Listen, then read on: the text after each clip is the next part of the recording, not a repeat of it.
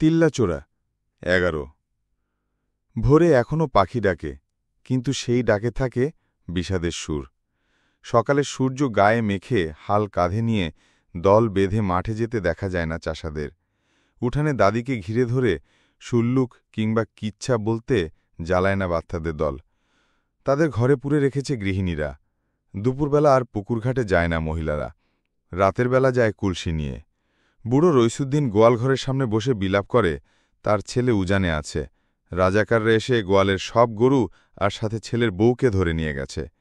ছেলের বউয়ের জন্য আক্ষেপ নেই, কিন্তু গরুগুলোর জন্য বুক ফেটে যায় তার। মিলিটারিরা ক্যাম্প করেছে বলরামপুর গ্রামের পাশের গ্রাম নিশিকান্দিতে। ভয়ে আশেপাশে সব গ্রাম পুরুষ শূন্য হয়ে গেছে।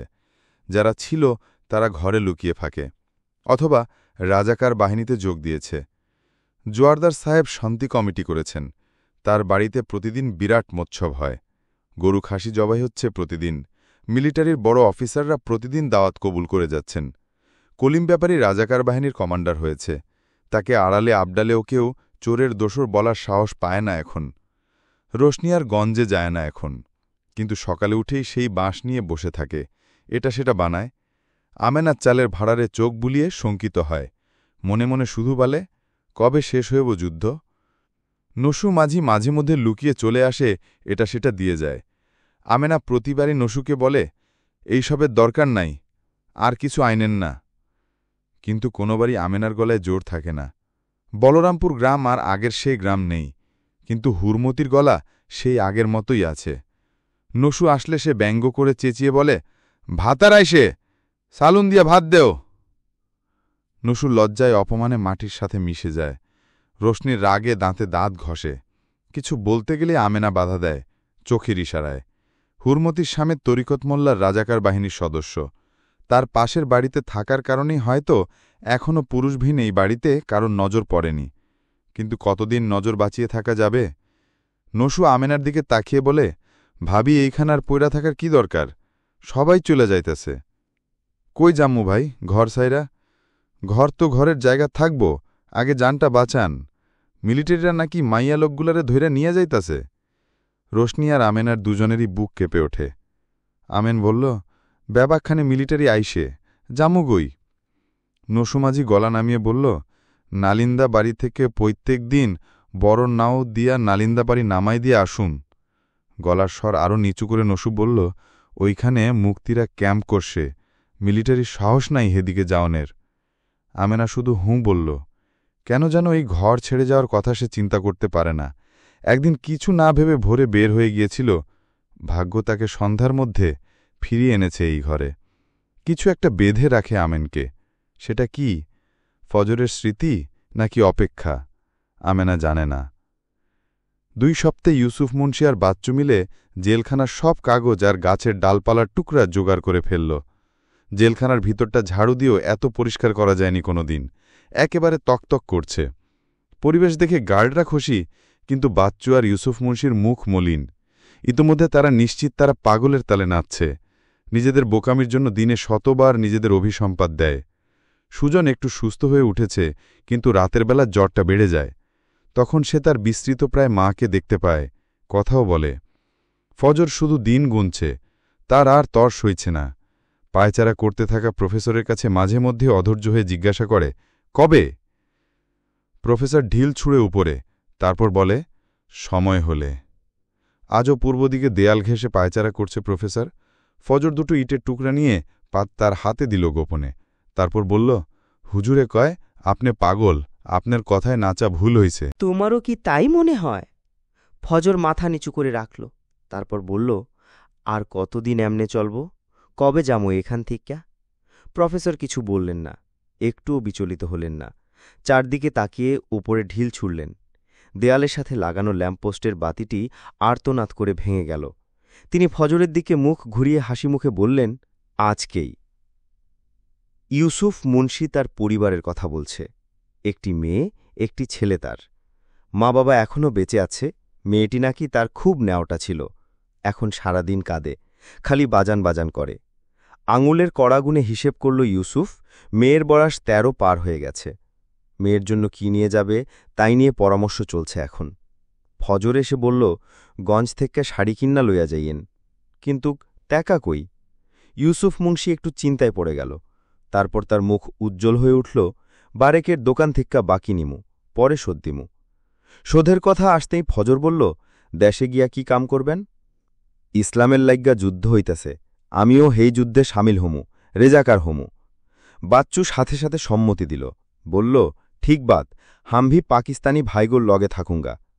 সুজন ফজরের দিকে তাকিয়ে বলল, তুমি কি করবা ফজর ভাই? ফজর শূন্য চোচে তাকিয়ে বলল, জানি না কি করুম। ইউসুফ মুন্সি একটা স্নেহের ধমক দিয়ে বলল, জানি না কি আবার, তুই আমার লগে থাকবি, তুইও রেজাকার হবি। ইউসুফ মুন্সিকে শ্রদ্ধা করে ফজর। ইউসুফ মুন্সি সুজনের কাছে গিয়ে বলল, কি সুজন মাস্টার, চুপ কেন, তুমি কই যাইবা? সুজন তার চুক দুটো দেয়ালের দিকে বিছিয়ে বলল, আমি মুক্তি ফৌজে জয়েন দিমু, আমি মুক্তি হমু। ইউসুফ মুন্সি যেন নিজের কানকে বিশ্বাস করল না। রাগত কণ্ঠে বলল, ইন্ডিয়ার দালালগুলান তোমার মগজ ধোলাই করছে, ভালামন্দ বুঝতাছ না তুমি? মুসলমানের বেটা হইয়া তুমি কেমনে মুক্তি হইতে চাও? পিঠের উপর রাইফেলের বাটের বাড়ি কি ভুলিয়া গেছ? এই দেশে কোনো মুক্তি করে রেহাই নাই, মরবা, মরবা। সুজন দৃঢ়কণ্ঠে বলল, মরলে মরছি, মরার আগে একটা হইল পাঞ্জাবি মাইরা মরমু। ইউসুফ মুন্সি শ্লেষোক্তি করল, কিলের শৈলে কিল বিচারে, কিল না পাইলে উথাল পাথাল করে। রাতের বেলা সবাই গোল হয়ে বসে আছে, চাপা উত্তেজনা সবার মধ্যে। শুধু প্রফেসর স্বভাব মতো বিকার শূন্য। ইউসুফ প্রফেসরের দিকে তাকিয়ে বলল, এখন কি? প্রফেসর তার বইটি বন্ধ করে একটু ঝুঁকে বাচ্চুকে বলল, বিড়ি আছে? বিড়ি ধরাও। ইউসুফ মুন্সি হতবাক হয়ে বসে রইল। সে হতাশ কণ্ঠে বলল, এখন কি বিড়ি খাওয়ার সময়? এই তালা ভাইঙ্গা বাইর হমু কেমনে? কাগজ টাগজ কি চাবাইতে আনাইছেন? প্রফেসর বলল, বিড়ি ধরালেই তালা খুলে যাবে। ইউসুফ বিরক্তিমাখা কণ্ঠে বলল, কি আজগুবি কথা। বাচ্চু বিড়ি ধরাল, 2 টান দিয়ে ভুস ভুস করে ধোঁয়া ছাড়ল। প্রফেসর হাত বাড়িয়ে বিড়ি চাইল। ফজর খুব বিস্মিত হল, প্রফেসরকে কখনো বিড়ি খেতে দেখেনি সে। প্রফেসর বিড়িটি হাতে নিয়ে কাগজের স্তূপে ফেলে দিলেন। কাগজের মধ্যে কোথায় যেন বিড়িটি হারিয়ে গেল, কিন্তু কিছুক্ষণের মধ্যে একটা লাল আভা জানালো বিড়ির জীবন এখনও শেষ হয়ে যায়নি। লাল আভাটা কাগজ ফুঁড়ে লাল জিহ্বা বের করল। আগুন জ্বলে উঠল। শুকনো কাঠ পেয়ে আগুনের মাত্রা বাড়তে লাগল। বাচ্চু চিৎকার করছে। প্রফেসর সবাইকে এক কোণে টেনে নিয়ে গেল, বলল, যখন গার্ডরা তালা খুলে আগুন নেভাবে তোমরা শুধু আমাকে অনুসরণ করবে। অন্ধকার ঘরটিতে আলোর ঢেউ খেলতে লাগল। চারদিক থেকে চিৎকার চেঁচামেচি শুরু হয়ে গেল। আলুথালু বেশে সদ্য ঘুম ত্যাগ করে আসা গার্ড হকচকিয়ে গেল আগুন দেখে। আগুনটা প্রায় ফজরদের ছুঁয়ে ফেলছে। গার্ড তাড়াতাড়ি চাবি ঢুকিয়ে গরাতক্ষণ ফেলল। হুড়মুড় করে বেরিয়ে এলো 5 জন। গার্ড আবার দৌড় দিল, পাগলা ঘণ্টা বাজাতে অথবা আগুন নেভানোর জন্য সাহায্য আনতে। সে প্রায় হিতাহিত জ্ঞানশূন্য। প্রফেসর দৌড়াতে শুরু করল, তার পেছনে বাকিরা। তারা প্রাণপণে দৌড়ে পূর্ব দেয়াল ঘেঁষে দাঁড়াল। অন্য সময় হলে তাদের স্পষ্ট দেখা যেত, কিন্তু এই দেয়ালের পাশের ল্যাম্পটি আজ দুপুরেই চূর্ণ হয়ে গেছে। অন্ধকারের ছায়া আশ্রয় নিল তারা। ফজর হাঁপাতে হাঁপাতে জিজ্ঞাসা করল, হেয়ন কি করুম? প্রফেসর গলা নিচু করে বলল, দেয়ালের ওই পাশে মহিলা ওয়ার্ড, সেখানে কোনো কয়েদি নেই, কিছু শূন্য থাকে। পাগলা ঘণ্টা বাজার সাথে সাথে তারা মেইন গেটের দিকে চলে যাবে। তখন মহিলা ওয়ার্ডের উত্তর দিকের দেয়াল পার করতে হবে। দেয়ালের পাশেই সুপারি গাছ আছে।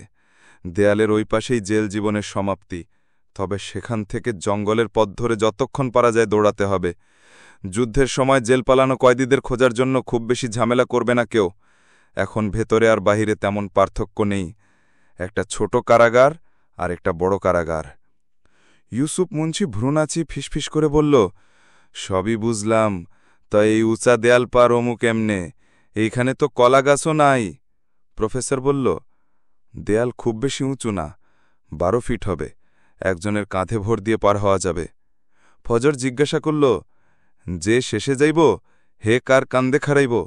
প্রফেসর একটা দীর্ঘশ্বাস ছিঁড়ে বলল, যে শেষে থাকবে সে যাবে না।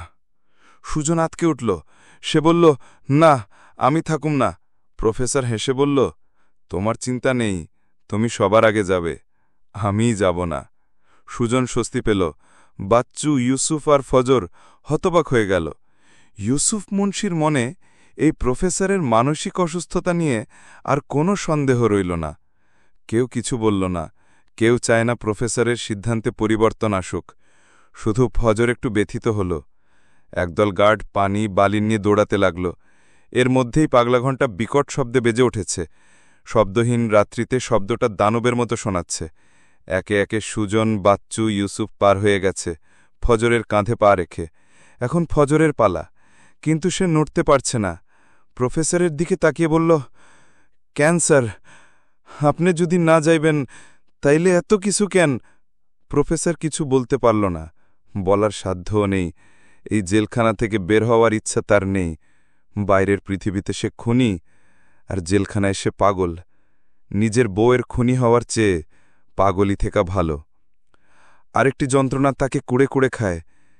একটি সত্য যা সে ভুলতে চায়, যে সত্যকে ঢাকার জন্য সে নিজের বউকে খুন না করেও খুনি হয়েছে। সবাই জানে তার বাবা ছেলের এই অপরাধ সইতে না পেরে আত্মহত্যা করেছে, কিন্তু একমাত্র প্রফেসর এবং তার বাবাই জানে কে অপরাধী। প্রফেসর তার বাবাকে পৃথিবীর সবচেয়ে মহান মানুষ ভাবত। সেই বাবাই কিনা বিকৃত রুচির মানুষ। ছেলের বউকে ধর্ষণ করে গলা টিপে মারল। প্রফেসর তা মানতে পারেনি। এক লম্হায় শ্রদ্ধার আসন থেকে বাবাকে খসাতে পারেনি। ছেলে হিসেবে বাবাকে নিয়ে গর্ব করত সে। খুনের দায় নিজে নিয়ে নিল, যাতে বাবার সম্মান বজায় থাকে। তাতে তারও সম্মান রক্ষা হল, কিন্তু তার বাবাই গ্লানি সহ্য করতে পারেনি। ল্যাবে তার মৃতদেহ পাওয়া গেছে। সায়ানাইড খেয়েছে। ফজর আলীর প্রতি প্রফেসরের একটা মায়া আছে, কারণ তারা দুজনেই নিকট আত্মীয়ের সম্মান মর্যাদার জন্য জেলে এসেছে। একজন খুন না করেও খুনি হয়েছে, একজন চুরি না করেও অপরাধী হয়েছে। একজন নিজের পরিচয় ত্যাগ করেছে পিতার জন্য, আর একজন পুত্রের জন্য।